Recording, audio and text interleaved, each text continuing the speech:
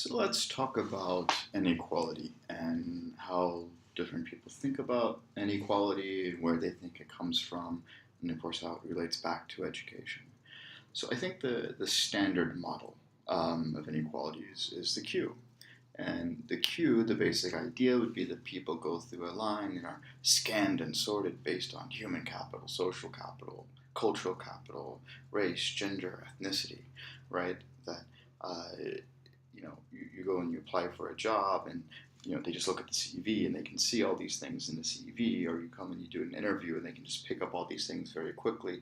And then if you have the right amounts of these different types of capital, right, then you get moved into the right places, right? So a high skilled person is going to find a high skilled job, and a low skilled person is going to find a low skilled job, or maybe no job if the economy is bad. Um, Wherein people would then explain other forms of inequality being race, gender, ethnicity, that people are scanning out these things, right? So like, oh, this is a black person, put them in a different queue, right? Or this is a woman, let's pay her 50% less. I don't think it's a terribly convincing model, and it's kind of, I'd say, monolithic, meaning it's only looking at it from one direction, which is that of like people in power who are doing employment or setting pay rates and things like this, right? So let me like rephrase this very quickly, right? So in the standard model, this Q, the first three, human capital, social capital, cultural capital, are considered fair game, right? That people who are poor and marginalized simply don't have enough of these three forms of capital, and so the answer to solve inequality is to increase those forms of capital and make sure the last one, race, gender, ethnicity, isn't seeping into the queue, right? So that's the standard model. So this is why you'll hear so much focus from UNESCO and the World Bank and ADB and governments about increasing schooling, because they think that will raise the levels of human capital and cultural capital and social capital. Um, you see other types of explanations for inequality. So genetics, a lot of people think, it was okay. This was a much more popular idea, say 100 years ago, that oh, black people are less intelligent, white people are more intelligent. There was a book that came out, and I believe it was 1995, called The Bell Curve, that was trying to make the statistical argument saying, oh, look, let's just confront the fact that Asians are higher IQ and whites are next and blacks are pretty much the bottom. So let's just confront this and realize that black people will go to jail a lot because they have lower IQ, and Asians will fill up Harvard and stuff because they are just better at science and things like that. Um, I think there is almost no basis for this in science, although people do believe this. Just a note on this: most of what we know about, specifically about race, is the differences are literally skin deep, right? Meaning the things that are most obvious about race are the skin color and different bone structures, things like that. And then it doesn't actually go much deeper than that, right? Um, this is actually the day after Lee Kuan Yew died. Lee Kuan Yew deeply believed in genetic explanations, right? And he was a bit of a eugenicist. So eugenicists are people that want to improve the gene pool.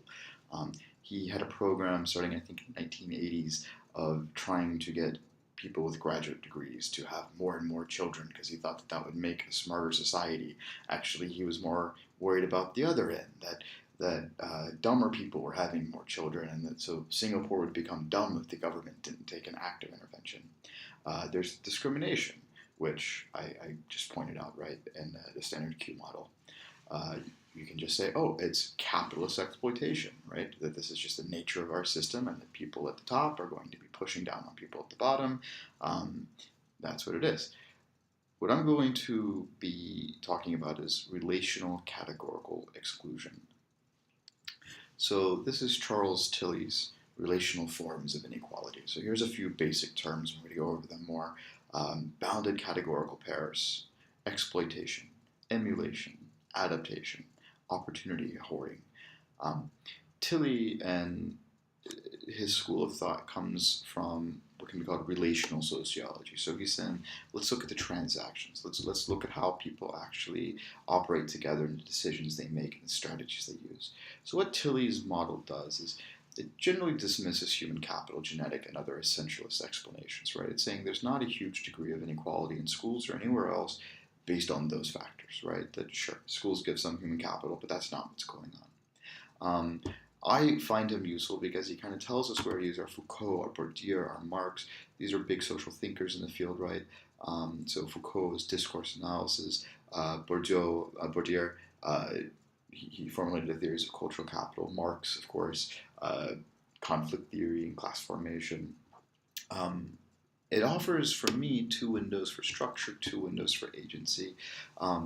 Sorry if I'm kind of jumping into things you don't know too much about, but one of the basic concepts in social sciences is structure versus agency, right? So how much of the world is what it is, because those are just the social structures that are out there, and we just kind of fit into them, versus how much of things are actually agency, people making their own decisions, right? Randomness, consciousness, that kind of thing. It also recognizes a certain fractal-like nature of inequality. And what I mean by that is that inequality, it scales. You see it in households, and it explodes all the way up into society, right? It just reproduces itself again and again and again on multiple layers. Also, so what it does is it kind of diminishes this human capital approach of the knowledge economy and undereducation. It also slightly diminishes the idea of active discrimination, that people are saying, oh, I don't want Chinese people or black people or women. And it kind of situates the ideas. Let's take like exploitation, right? So if we want to understand more how exploitation works, right? Read Marx, Weber, Wallerstein, Gramsci, Graeber. These are all people talking about exploitation. And what I'm saying is Tilley is saying, okay, let's just recognize exploitation is there, and we can use these other theories to explain more of it. And then opportunity hoarding, you can kind of put your Foucault, your Bourdieu, your Weber. These are people you can look up when you're doing your papers if you're interested in this. Adaptation, neoclassical economics, complexity, also with emulation, Ernest Gellner, Charles Tilley, world culture theory et al. Okay, this is a little bit dense. Come back to this if you're going to do a paper on this. So let's talk about this idea of bounded categorical pairs. This is a very big part of Tilley's theory. And what Tilley's trying to say is, so if we're looking at these transactions, these relations, he's saying what usually matters most are two pairings that kind of go side by side, right? So let's take the example of Hong Kong, that you have, we have many different groups in Hong Kong, but usually there's a relational. Okay, so let's do like the first one, right? So there's an insider outsider, right? So you can be local Cantonese, or you can just be all the others, right? You can have the Chinese Hong Kong passport or not. You can be a permanent resident or not, right? And the point being that once we think in these pairings, there's all these extra things that come bounded up with them.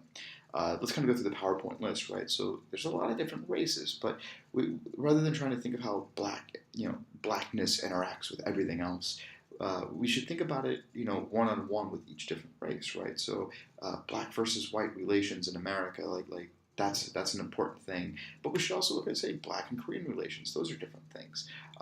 Men versus women, Christian versus Muslim, citizens, non-citizens, which in this case would be China having a hukou, not having a hukou. And Hong Kong, permanent resident, not permanent resident.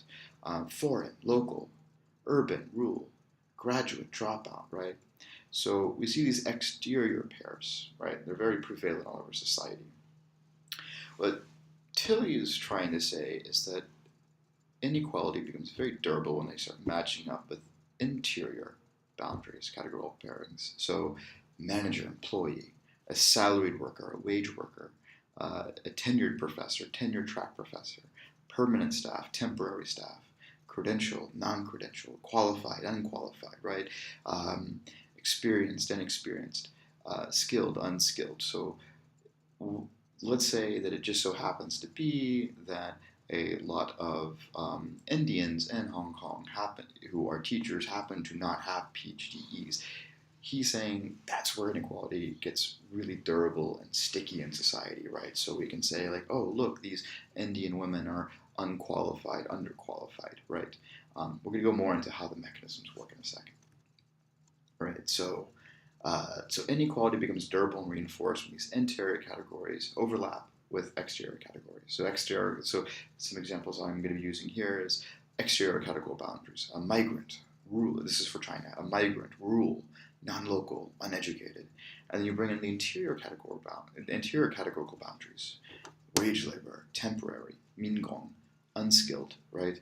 It's when these things come together and merge, we can actually just say we're talking about Mingong workers, but really we're really talking about migrants, rural migrants that are non-local, that are uneducated, right?